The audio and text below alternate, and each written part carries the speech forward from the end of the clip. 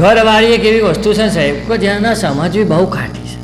તમે જુઓ, તમારી અંદર કોઈ એવી આદતો હશે ને તો ઘરવાળી તમને ટક ટક ટક ટક કરીને બધી તમારી આદતો બદલી દેશે, બધી તમારી આદતો બદલી દેશે.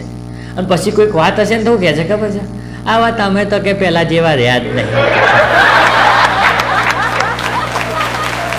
પહેલાં તો કે તમે કેવા મસ્ત હતા, આવા તો કે તમે અલ્યા પણ ચોથી પહેલાં તમે ટક ટક ટક કરીને બધું બદલાઈ દીધું ને આવા કહે છે તમે પહેલાં જેવા રહ્યા નથી.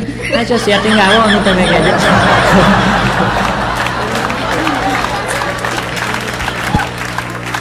એક ભાઈની સગાઈ જોવા છોકરીને છોકરાનું નક્કી થયું તો સગાઈ જોવાનું રાખ્યું. તે બે જણાને અલગ રૂમમાં મોકલે. એટલે છોકરાએ પેલી છોકરીને કીધું સાહેબ કે અત્યારના મોંઘવારીના જમાનામાં કે હું એવી ઘરવાળી શોધું છું, એવી ઘરવાળી શોધું છું કે જે પૂરેપૂરી કરકસર કરે આમ એમ. એટલે પેલી છોકરી સામે એવી જ હતી. છોકરી કહે તમે ચિંતા ના કરો, બોર્બન બિસ્કિટ આવે ને કે બોર્બન બિસ્કિટ એમાંથી હું ખાંડના દાણા અલગ પાડીને ચામાં નાખીશ ને તમને ચા પીવડાવીશ. પછી કે આપણે અલગથી બિસ્કિટ નહીં તોડીએ, જે પેલા બોર્બન બિસ્કિટમાંથી ખાંડ કાઢી દીધેલી હોય ને એ બિસ્કિટ કે આપણે ચામાં ડબોળી પછી ખાઈ જશું.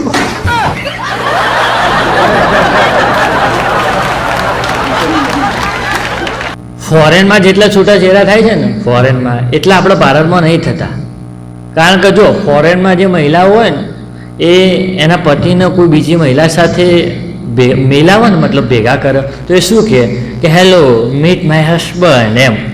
અને આપણે ભારતમાં કેવું છે, આપણે ભારતમાં જ્યારે આપણી ભારતીય મહિલા કોઈ બીજી મહિલાને એના ઘરવાળાને મલાવે ને તો એમ ના કે હે યે મીટ માય હસબન્ડ, એવું ના કે જો તમારો ભાઈ કે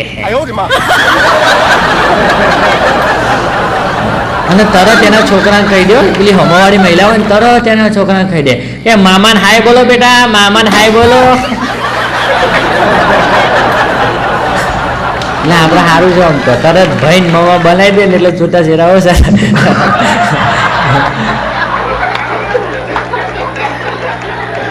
બહુ આમ તો કશું હોય નહીં, પણ પહેલાં એવું કહેવામાં આવતું કે રાતના 12 વાગ્યા પછી ભૂતોનું રાજ હોય.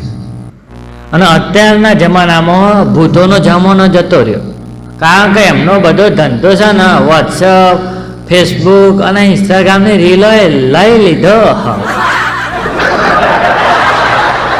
અત્યારે 12 વાગ્યા પછી અમુક લોકો તો દિવસ જ ઉગે, નવું નેટ આવે એટલે.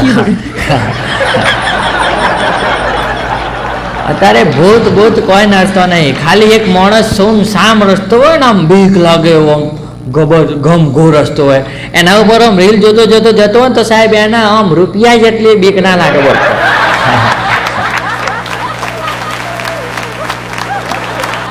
થિયેટરમાં તમે પિક્ચર જોવા જાઓ ને તો થિયેટરમાં આમ પિક્ચરોમાં બધા કેવું હોય, થિયેટરમાં જોતા હોય ટીવીમાં જોતા હોય તો પિક્ચરમાં કેવું હોય કે પિક્ચરમાં લગ્ન થઈ જાય ને એટલે પિક્ચર પૂરું થઈ જાય. અને આપણો અસલી જીવનમાં એવું નહીં હોતું. અસલી જીવનમાં લગ્ન થઈ જાય ને એટલે પિક્ચર ચાલુ જ થાય. સગાઈ થાય ને સગાઈ એટલે ટ્રેલર હોય અને તમારે જોવાનું. હંમેશા પિક્ચર કરતાં ટ્રેલર આપણને સારું ગમે, એટલે લગ્ન કરતાં સગાઈ આપણને સારું લાગે. પાછી પિક્ચરમાં બધી ધીરામ થવાની ઈચ્છા.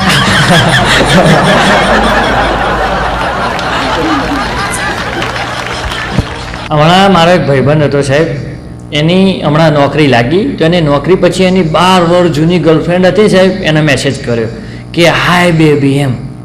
એટલે જે પેલી બેબી હતી ને એના છોકરાએ મેસેજ જોઈને જવાબ આપ્યો કે અંકલ મારી મમ્મીના લગ્ન થઈ ગયા, હું છે ને પહેલા ધોરણમાં આવી બી ગયો, હવે તમે લગ્ન કરી લો કે. બોલો ભાઈ ક્યાં લૂટ ગયે, હમ લૂટ ગયે.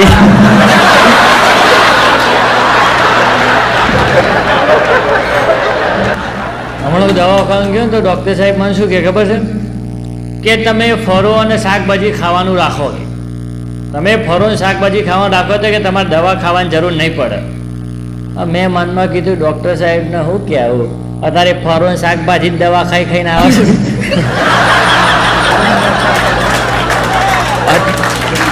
અત્યારે મોન્સૂન જેટલા ઇન્જેક્શનના ગોધા નહીં મારવા આવતા હતા એટલા તો ફળો અને શાકભાજી ગોધા મારવા